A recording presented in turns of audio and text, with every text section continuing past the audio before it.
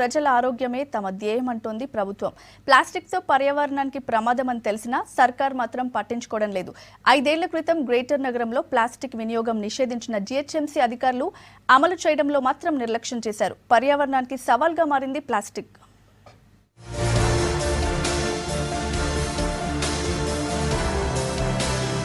ఇక్కడ చూడండి, కుప్పలు కుప్పలుగా ప్లాస్టిక్ బ్యాగులు ఎలా ఉన్నాయో. ఈ సీన్ ఎక్కడో అనుకుంటున్నారా? నగరం నడిబొడ్డున ఉన్న హుస్సేన్ సాగర్ లో ఉంది ఈ సీన్. కూకట్పల్లి, జీడిమెట్ల, కుత్బుల్లాపూర్ ప్రాంతాల్లోని ప్లాస్టిక్ బ్యాగ్స్ కాలువల ద్వారా హుస్సేన్ సాగర్ లోకి వచ్చి కలుస్తున్నాయి.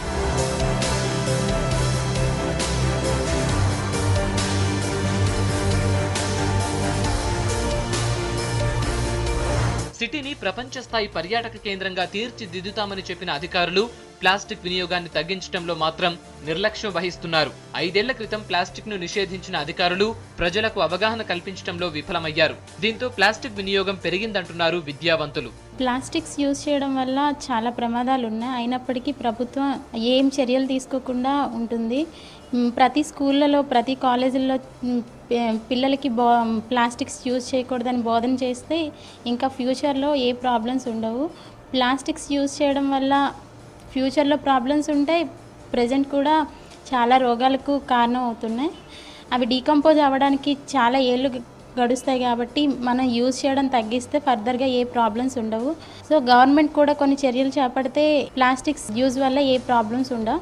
సిటీలో పెరిగిన ప్లాస్టిక్ వినియోగంతో పర్యావరణం ప్రమాదంలో పడుతోందని ఆందోళన వ్యక్తం చేస్తున్నారు నేచర్ లవర్స్. ప్లాస్టిక్ ను నిరోధించకపోవడంతో ప్రజలు అనారోగ్యానికి గురయ్యే అవకాశం ఉందంటున్నారు. ప్లాస్టిక్ వినియోగాన్ని తగ్గించడానికి ప్రభుత్వం చర్యలు తీసుకోవాలని కోరుతున్నారు. Taking all this into consideration, I think few years before government has passed a law saying that there should be a ban of using of plastics. That's why even today if you go to supermarkets, many of them they give the plastic cover after a certain micron level. So that is one thing. Now how we can reduce the use of plastic is what we have to think.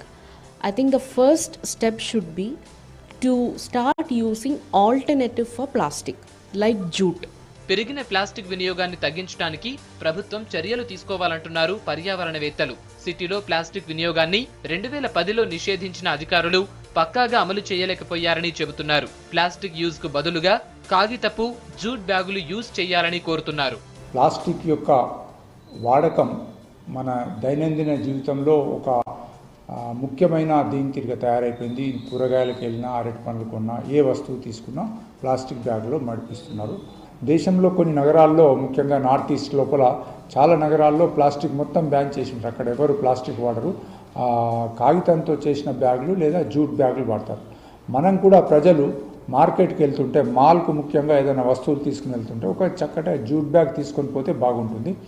అదే కాక ఈ పెద్ద పెద్ద షాప్స్లలో వాళ్ళు, ఉదాహరణకు వస్త్రాల షాప్స్లలో కొన్ని వందలు వేల రూపాయల మార్కెటింగ్ చేస్తారు. వాళ్ళకు ప్లాస్టిక్ బ్యాగ్స్ ఇచ్చేది వాళ్ళు ఒక చక్కటి జూట్ బ్యాగ్ ఇచ్చినట్టయితే బాగుంటుంది. ప్రభుత్వం దీని మీద ఇప్పటికైనా చిత్తశుద్ధి ఇచ్చేయాలి. ప్లాస్టిక్ తో కలిగే అనర్థాలను ప్రభుత్వం గుర్తించి స్వచ్ఛంద సంస్థలతో పాటు ప్రజల్ని చైతన్యవంతుల్ని చేయాల్సిన అవసరం ఉంది. ప్లాస్టిక్ వల్ల పర్యావరణానికి ప్రమాదం అని తెలిసినా పట్టించుకోవడం లేదు ఈ ప్రభుత్వం. పబ్లిక్ హెల్త్ బాగు కొరకు ప్లాస్టిక్ను బ్యాన్ చేసి ప్లాస్టిక్ యూజ్ వల్ల ఏర్పడే నష్టాలపై ప్రజలకు ప్రభుత్వం అవగాహన కల్పించాలని కోరుతున్నారు ప్రకృతి ప్రియులు. కెమెరా పర్సన్ గోపాల్తో మల్లేష్, V6, హైదరాబాద్.